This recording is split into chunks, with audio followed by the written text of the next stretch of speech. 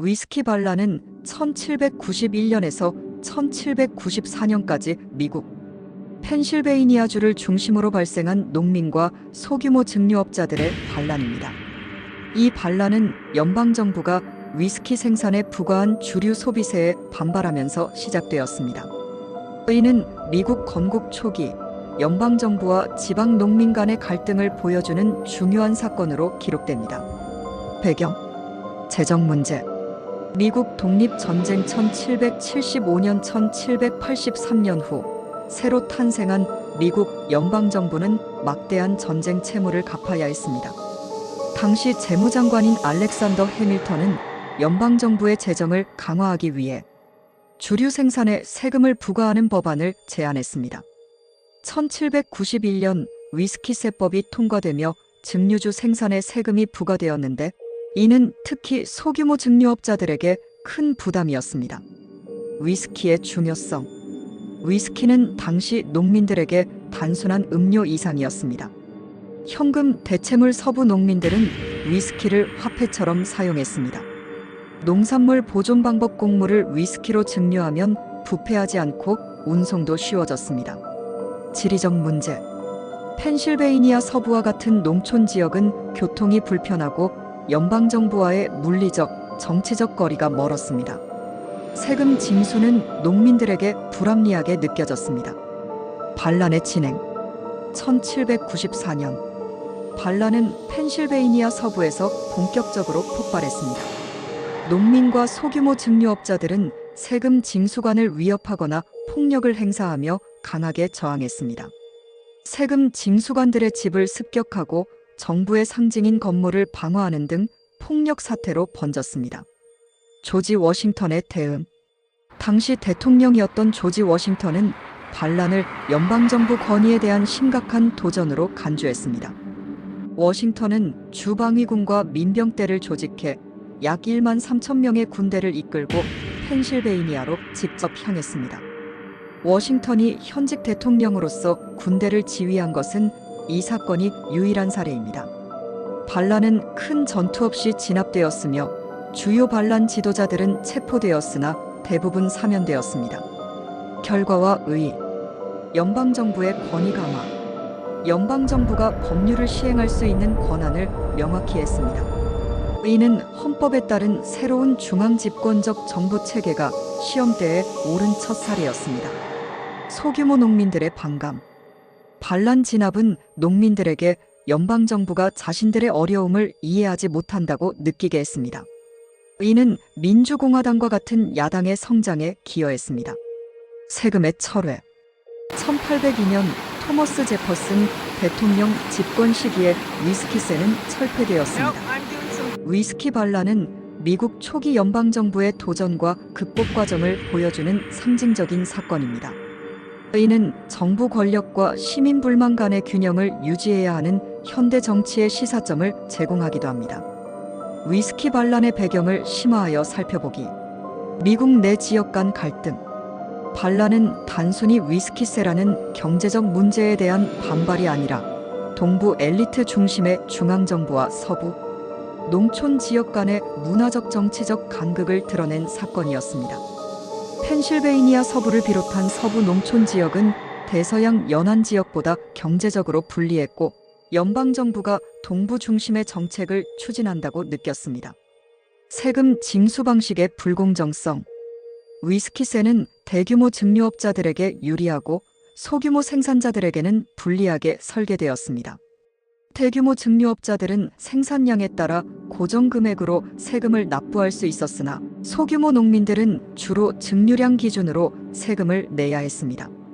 따라서 농민들은 세금 부담을 훨씬 더 크게 느낄 수밖에 없었습니다. 법 집행의 비효율성. 서부 지역의 교통망과 통신망이 미비하여 세금을 징수하는데 물리적 어려움이 많았습니다. 세금 징수관들이 협박을 당하거나 공격당하는 일이 빈번했고 반란의 전조가 이미 나타나고 있었습니다. 반란 과정의 주요 사건들. 조직적 저항. 1794년 여름 펜실베이니아의 농민들과 증류업자들은 위스키 소작인이라는 느슨한 조직을 결성해 반란을 계획했습니다. 세금 징수관들의 집을 공격하고 연방 법원 서류를 불태우며 실질적인 폭력을 행사했습니다. 베드포드 봉기. 반란의 최고조에 이르렀던 사건 중 하나는 1794년 7월 펜실베이니아의 베드포드 지역에서 일어난 폭동입니다. 이곳에서 반란군은 약 500명의 무장농민으로 조직되어 세금 징수관의 집을 공격했습니다. 이러한 폭동은 이후 워싱턴 정부가 군사 개입을 결정하는 데 주요 원인으로 작용했습니다. 워싱턴의 군사 개입.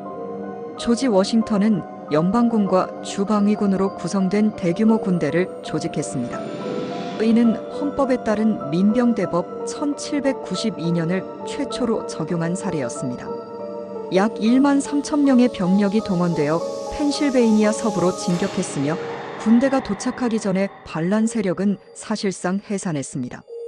워싱턴은 군사적 승리 후에도 반란 지역을 순찰하며 연방 권위를 재확인했습니다.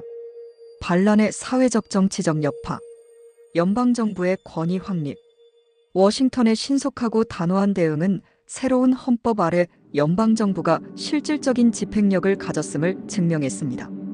이는 국가의 법질서를 유지하기 위해 중앙정부가 강력한 개입을 할 수 있음을 보여주는 선례가 되었습니다. 농민의 분노와 정치적 양극화. 농민들은 연방정부가 자신들의 경제적 어려움을 무시하고 동부의 대규모 기업가들을 더 우대한다고 느꼈습니다. 이러한 분노는 토머스 제퍼슨과 민주공화당의 인기에 큰 영향을 주었습니다. 제퍼슨은 농민 중심의 경제와 지방분권적 정부를 주장했습니다. 정당 체계의 확립. 위스키 반란 이후 미국 정치 체계는 초당적 정부에서 점차 정당 정치로 이동하게 되었습니다. 연방주의자와 민주공화당 간의 갈등이 뚜렷해졌으며 반란 진압 과정에서 연방주의자들이 동부 중심적 성향으로 보이게 된 것도 영향을 미쳤습니다. 군사력 사용에 대한 논의. 워싱턴의 군사 개입은 효율적이고 성공적이었지만 정부가 무력으로 시민들을 억압했다는 비판도 존재했습니다. 이는 이후 미국 사회에서 정부가 시민 불만을 다루는 방식에 대한 지속적인 논쟁을 촉발시켰습니다. 결론, 위스키 반란의 역사적 의의.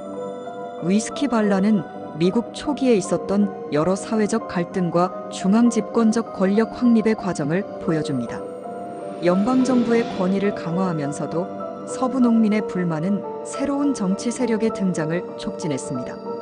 이는 미국이 지역적, 경제적 갈등 속에서 점차적으로 성장하며 현대적 연방 체제를 정착시켜가는 중요한 전환점이었습니다.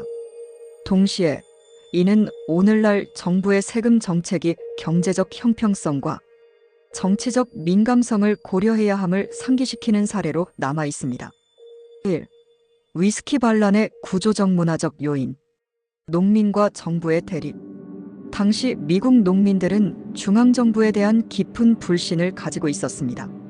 독립 이전의 식민지 시절, 영국이 부과한 세금 대표적으로 인지세와 설탕세에 대한 반감이 여전히 남아 있었습니다.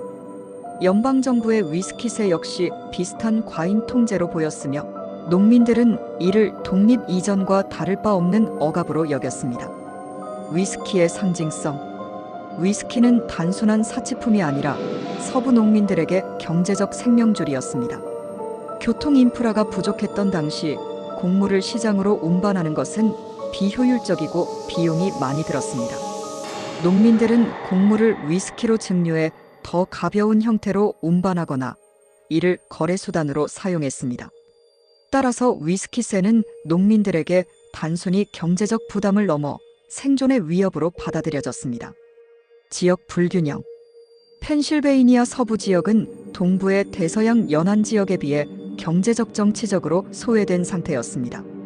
서부 농민들은 연방정부가 주로 동부 엘리트의 이익을 대변한다고 생각했습니다. 이와 같은 지역적 불균형은 중앙정부 대 지방이라는 구조적 갈등을 심화시켰습니다. 국제적 맥락. 프랑스 혁명과 반란의 연결. 위스키 반란이 일어난 1790년대는 프랑스 혁명 1789년 시작과 유럽 전쟁이 진행 중이던 시기였습니다. 프랑스 혁명은 미국 내부에서도 큰 영향을 미쳤으며 농민 계급은 프랑스 혁명의 평등과 억압에 대한 저항이라는 이상에 공감했습니다. 반란 지도자들 일부는 프랑스 혁명 정신을 모델로 삼아 정부에 대한 저항을 정당화했습니다. 영국과 스페인의 개입 우려. 미국 정부는 당시 영국과 스페인이 서부 지역의 혼란을 이용해 미국 내 영향력을 확대하려는 가능성을 우려했습니다. 특히 영국은 북부의 캐나다 식민지를 통해, 스페인은 남부 및 서부의 영토를 통해 펜실베이니아, 서부 농민들과 접촉할 수 있는 상태였습니다. 반란이 장기화되었을 경우 외세가 내정에 개입할 빌미가 될 가능성이 있었습니다. 워싱턴이 빠르게 군대를 투입한 배경에는 국가 안보에 대한 우려도 포함되어 있었습니다. 3. 위스키 반란 이후의 변화. 중앙정부와 지방 간 관계 재정립. 위스키 반란 이후 연방정부는 단순히 강압적인 통치가 아니라 지방 농민과의 협력을 강화하려는 시도를 했습니다. 워싱턴은 반란 이후 사면이라는 유화 정책을 통해 농민들의 분노를 완화하려 했습니다. 연방주의자와 민주공화당 간의 대립이 심화되었지만 위스키세를 폐지 1802년 한 것은 농민들에게 일정한 안도감을 주었습니다. 정치적 정당 체계의 발전. 반란은 연방주의자와 민주공화의 이념 차이를 선명하게 만들었습니다. 연방주의자는 강력한 중앙정부와 법 집행을 옹호했으며 이를 통해 새로운 국가 체계를 유지하고자 했습니다. 민주공화당은 농민과 노동계급을 대변하며 지방 분권과 농업 중심의 경제를 강조했습니다. 결과적으로 위스키 반란은 미국의 양당 정치 체계가 뿌리내리는데 중요한 역할을 했습니다. 군사적 선례의 확립. 워싱턴의 군사 개입은 연방정부가 위기 상황에서 군사력을 동원할 수 있음을 보여준 첫 사례였습니다. 이 사건은 정부의 무력 사용이 정당화되는 선례를 남겼지만 동시에 정부의 힘이 지나치게 확대될 가능성에 대한 경고로 작용했습니다. 이후 미국 역사에서 남북전쟁, 대공황, 민권운동 등 여러 사건에서 연방정부의 권한이 시험대에 오를 때마다 위스키 반란은 참고 사례로 자주 언급되었습니다. 4. 문화적 상징과 현대적 의의. 위스키 반란의 상징성. 위스키 반란은 단순한 반란으로 끝난 것이 아니라 미국 민주주의 초기의 시민 저항과 법 집행의 상징으로 남았습니다. 반란은 미국이 누가 법을 만들고 누가 그 법에 영향을 받는가? 라는 질문을 던지며 민주주의 체계의 복잡성을 드러냈습니다. 오늘날의 시사점. 오늘날에도 세금 정책이나 정부 규제에 대한 논란은 위스키 반란과 유사한 질문을 제기합니다. 정부는 얼마나 강력해야 하는가? 개인의 자유와 정부의 권한은 어디에서 균형을 이루는가? 경제적 형평성과 지역 간 격차를 어떻게 해결할 것인가? 이러한 질문은 현대 민주주의에서도 중요한 논쟁 주제입니다. 결론적으로 위스키 반란은 미국 초기 역사에서 경제적 정치적 불평등, 지역 갈등, 중앙정부의 권력 문제 등이 얽힌 복잡한 사건이었습니다. 이 반란은 단순히 세금 반대 운동 이상의 의미를 가지며 이후 미국 정치와 사회 구조를 형성하는 데 중요한 역할을 했습니다.